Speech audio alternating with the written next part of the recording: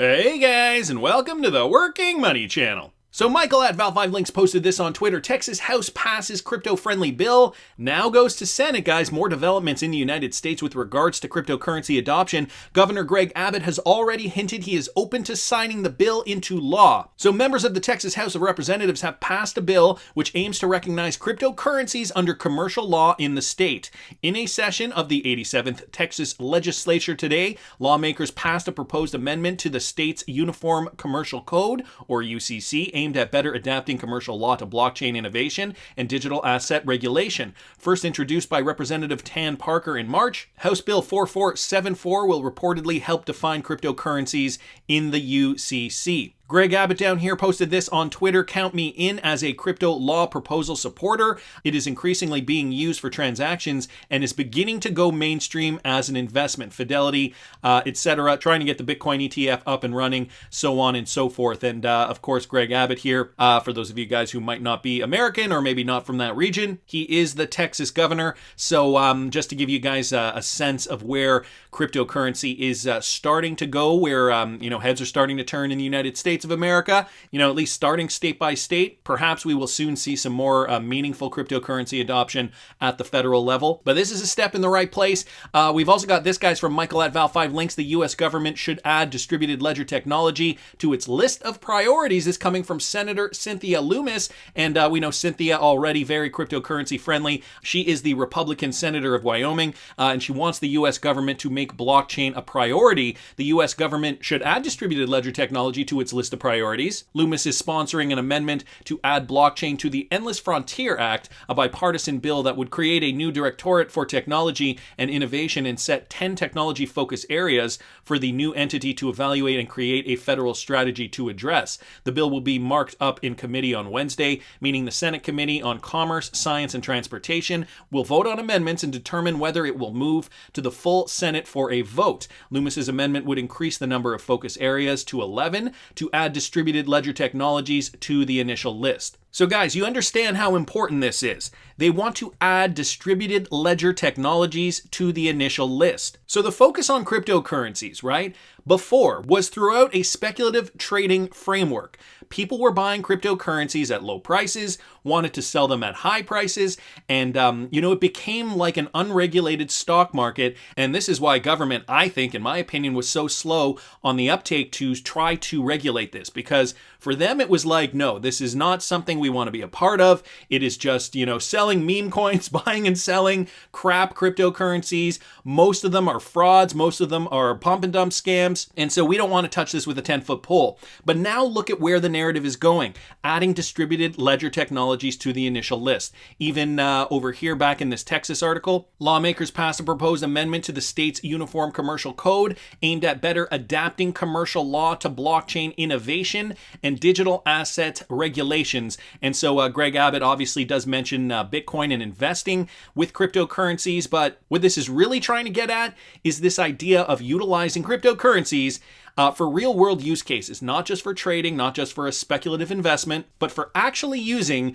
distributed ledger technology in order to better the financial system. And, some of these people understand it better than others. Of course, Cynthia Lummis, a huge proponent of this, and of course, Gary Gensler of the SEC used to teach courses on this at MIT. So, the people that are in government today at these levels in these positions, I think really do have a better understanding of what is needed, especially, I think, a better understanding than what the pervasive ideology was in 2016, 2017, even in 2018. And so this is happening, guys. Cryptocurrency regulatory clarity happening in the United States, at least slowly but surely. This from the Cryptic Poet, Ripple partner KFH to offer round-the-clock digital banking services during Eid. So this is happening in the Middle East. House KFH will continue to provide its banking services around the clock through a group of various technological and digital tools during the Eid holidays. Most of its banking services are available in several channels, whether through the bank's website, kfh.com, or via the KFH Online mobile application, or through the KFH Go electronic branch that are spread across many important locations, in addition to the KFH accounts on social media and e-service channels as per the latest financial technology platforms. So this is the Kuwait Financial House, aka KFH, and you know who they partnered with back in 2018. KFH, the first bank in Kuwait to join RippleNet for cross-border instant payments. So this happened 3 years ago now, and you notice that they are able to offer these services basically around the clock during the holidays. This is exactly why distributed ledger technology, aka RippleNet, is going to be so important for so many people worldwide. Everybody's running on different schedules, not to mention time zones, but you know, if it's your holiday and it's not someone else's holiday, they can still send you money. You can still receive it. We don't have to wait for the next business day. This is why RippleNet works. This is why companies are going to want to utilize XRP for sourcing liquidity to send money to and from, especially when it is exotic corridors.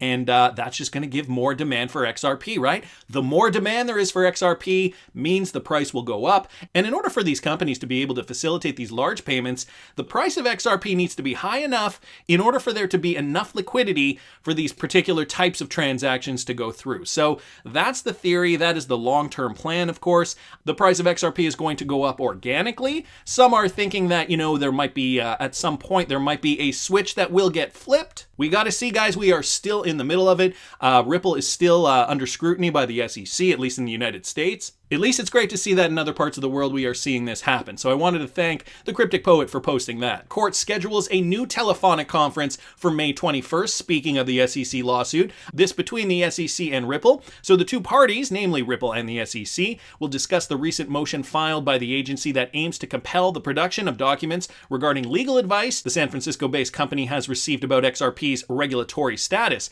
The SEC poking holes in Ripple's fair notice defense ahead of its motion to strike. The judge is yet to rule on whether or not the regulator can send Memorandum of Understanding or MOU requests to its overseas counterparts in order to obtain information from the defendant's foreign exchanges and partners. So there has been another date, guys, set for May 21st. Diarize your calendars. I know you guys are very excited about that.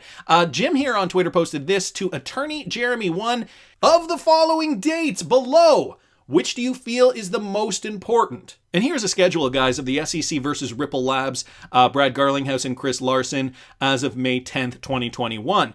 Upcoming due dates. So we've got the May 13th date, Ripple's opposition brief to the SEC's motion to strike Ripple's lack of due process and fair notice affirmative defense. We got a couple of dates on May 14th, SEC's opposition brief to Brad Garlinghouse and Chris Larson's motion. Ripple Labs' response to the SEC's motion to compel turnover of documents regarding legal advice Ripple received about whether sales or offers of XRP securities. We got one on May 17th, 27th, June 4th, so on and so forth. I'm not going to read them all for you guys, but I will link it here in the description of this video.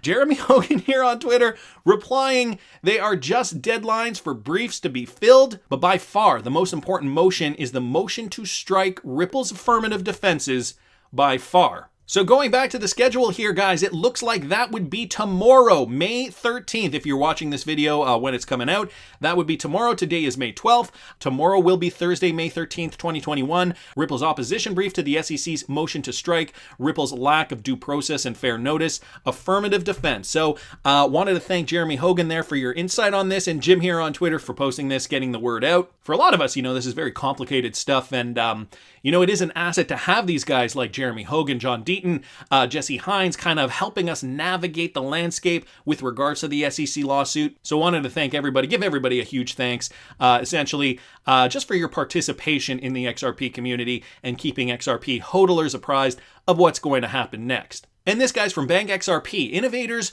should not have to hire a team of lawyers. This is what Congressman Tom Emmer had to say. Let me play you guys this clip.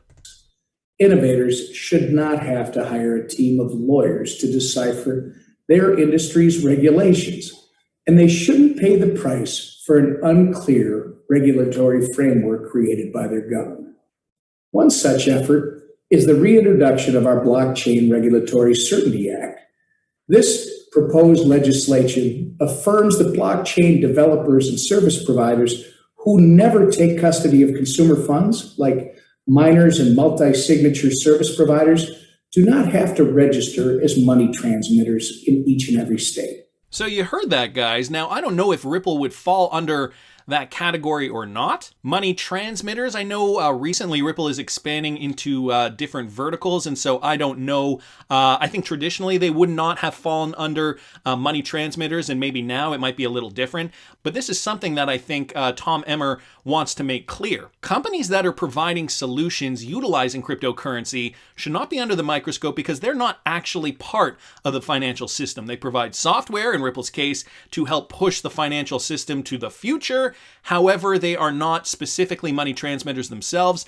These would be the banks, financial institutions, so on and so forth. While this guidance is practiced by FinCEN, having legislation like the Blockchain Regulatory Certainty Act is now more important than ever, as the Financial Action Task Force, an international standard-setting body, is considering rules which would make it difficult for non-custodial entities to innovate. Another item we're working on is the Securities Clarity Act. So before he gets into the Securities Clarity Act, did you hear what he said? It's actually stifling innovation in the United States because these are companies that just want to innovate, and they are being held down by the unclear nature of the current system. And I feel as though Tom Emmer is, not saying it, but using Ripple as a very particular example as he's trying to clarify this in this presentation. Which provides straightforward regulations for digital assets by clarifying that a digital token is separate from the securities offering that it was a part of.